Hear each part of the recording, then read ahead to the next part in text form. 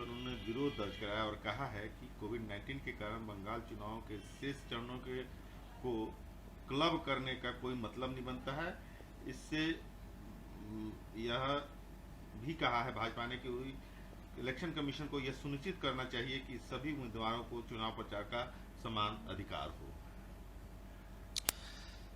चुनाव आयोग और सरकार दोनों एक ही सिक्के के दो पहलू हो गए हैं। एक तरफ देश कोरोना कहर झेल रहा है तो दूसरी तरफ चुनाव प्रचार में भारतीय जनता पार्टी के नेता मशगूल हैं। कई चरणों में चुनाव कराने का मतलब है कि लगातार देश भर के भारतीय जनता पार्टी के नेता बंगाल में लगे रहेंगे।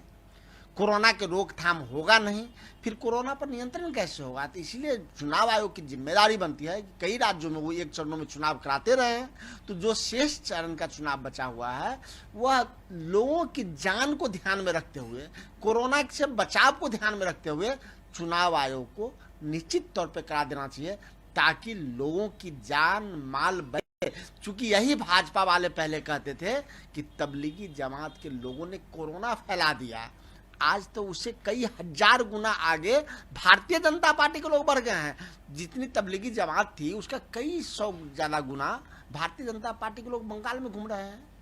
आज हरिद्वार का आप देख लीजिए, महाकुंभ का क्या हाल है। फिर कोरोना रुकेगा कैसे?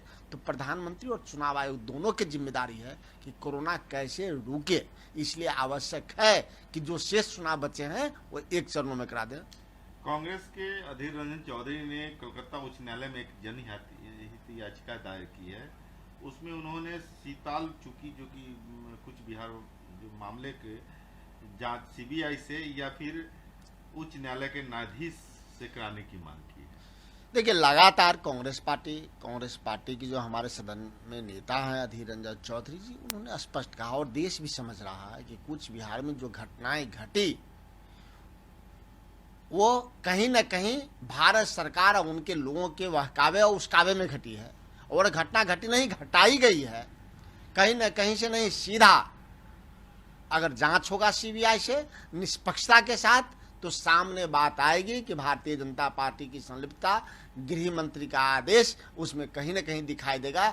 और वह सिर्फ और सिर्फ चुनाव को प्रभावित करने के लिए, चुनाव में लोगों को बरगाने के लिए, चुनाव में दहशत फैलाने के लिए, चुनाव में लोगों को दिग्भ्रमित करने के लिए इस प्रकार की घटना घटाई गई और भाजपा द्वारा यह प्रायोजित था। केंद्रीय गृह सचिव अजय भल्ला हैं स्वास्थ्य में, उन्होंने सभी राज्यों को पत्र लिख करके ऑक्सीजन की किल्लत को देखते हुए अंतर शहर अंतर जिला वाहनों के लिए मुफ्त आवाजाही सुनिश्चित करने की बात कही है। जो सिलेंडर गैस बने ये ऑक्सीजन लेकर के जा रहे होंगे, सबसे पहले ऑक्सीजन लेके जो जा रहे हैं उसको मुफ्त आवाजाही की परमिशन दे रहे हैं। ऑक्सीजन है कहाँ?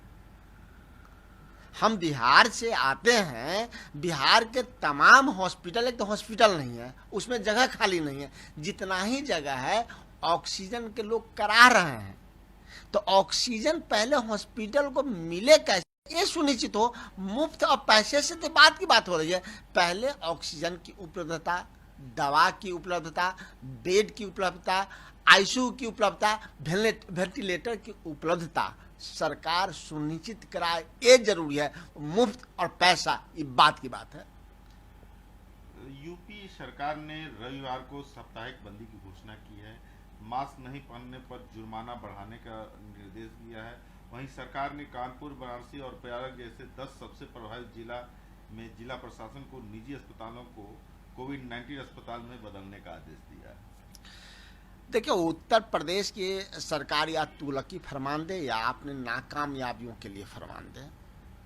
लगातार उत्तर प्रदेश के मुख्यमंत्री पश्चिम बंगाल के चुनाव में मस्त रहे जब कोरोना बढ़ रहा था, और जब कोरोना बढ़ गया तो कोरोना लेके फिर पहुंचे हैं। अपने क्वारंटाइन है, उनके सारे अधिकारी क्वारंटाइन हैं।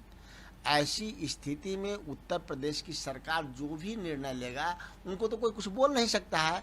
सबसे पहले उत्तर प्रदेश की सरकार सुनिश्चित आज भी करे कि उत्तर प्रदेश के कितने भाजपा के, आरएसएस के लोग पश्चिम बंगाल के चुनाव में लगे हैं, वो अगर बिहार उत्तर प्रदेश लौटते हैं तो उनके लौटने पे पाबंदी लगाए, नंबर 1। नंबर 2, अगर मास्क लगाने पे प्रतिबंध है, फाइन करेंगे नहीं लगाने पर, तो सबसे पहले तो अमित शाह जी ही बिना मास्क के प्रचार कर रहे हैं, सब देख रहे हैं इस बात को। तो सबसे पहले उत्तर प्रदेश के मुख्यमंत्री भारत सरकार के गृह मंत्री को इसलिए फाइन करे कि वो बिना मास्क के प्रचार में बंगाल में व्यस्त हैं। उसी जगह आदित्यनाथ योगी भी प्रचार में व्यस्त है, जिसका वजह है कि वो कोरोना के साथ उत्तर प्रदेश लौट